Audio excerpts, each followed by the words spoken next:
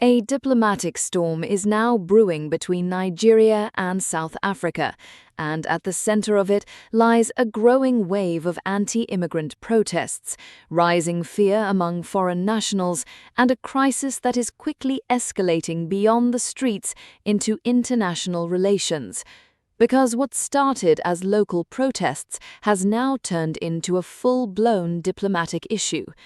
In a dramatic move, Nigeria has officially summoned South Africa's acting High Commissioner, demanding urgent explanations over what it describes as the mistreatment of its citizens. This is not a symbolic gesture, it is a strong diplomatic signal that relations between Africa's two largest economies are under pressure. And the numbers tell a powerful story. At least 130 Nigerians have already requested voluntary repatriation, asking to be brought back home amid fears for their safety. This is not just migration, it is retreat. These requests follow a fresh wave of protests in major South African cities, including Johannesburg and Pretoria, where demonstrators have been calling for stricter immigration controls and, in some cases, the removal of undocumented foreign nationals. But behind the protests lies a deeper and more complicated reality. South Africa is facing intense economic pressure, with high unemployment and rising frustration among citizens. Analysts say these conditions often create tension between local communities and migrant populations, with foreigners sometimes blamed for job shortages and crime, even when the evidence is far more complex. And this is where the situation becomes dangerous.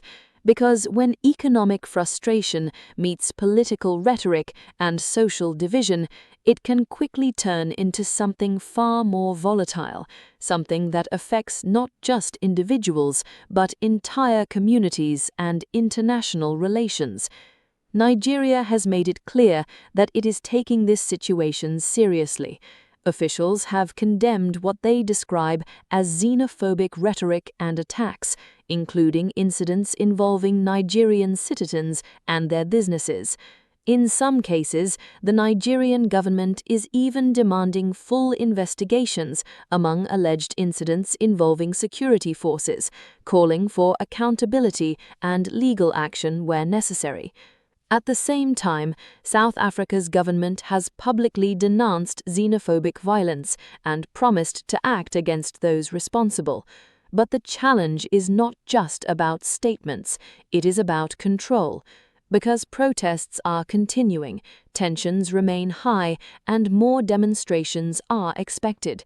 And as long as that remains the case, the risk of further escalation cannot be ignored. This is not the first time South Africa has faced this issue. The country has experienced multiple waves of xenophobic violence in the past, most notably in 2018, 2015, and 2019, each time triggering international concern and diplomatic strain. But what makes this moment different is the global spotlight. In today's connected world, these events are not just local stories, they are international narratives, shaping perceptions of South Africa across the continent and beyond.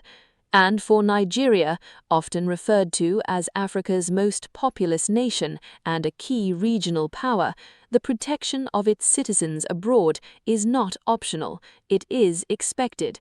That is why this situation is being handled at the highest diplomatic levels. Behind the scenes, both countries are now engaging in discussions to manage the crisis, address concerns around irregular migration, and prevent further deterioration of relations.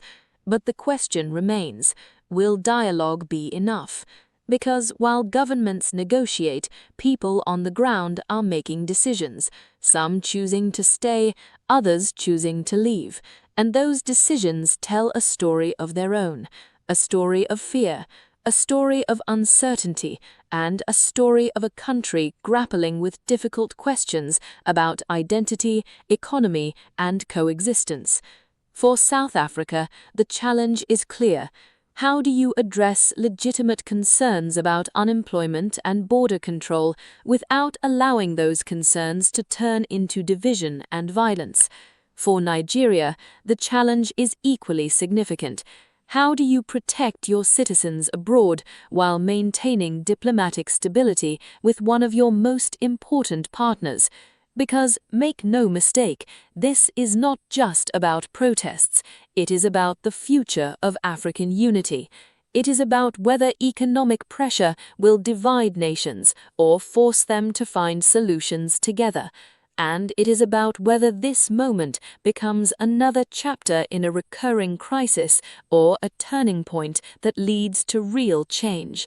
For now, the situation remains fluid. More Nigerians may request repatriation, more protests may take place, and more diplomatic pressure may follow. But one thing is certain: the world is watching, and what happens next will not only shape relations between Nigeria and South Africa, it could redefine how the continent handles one of its most sensitive and complex issues.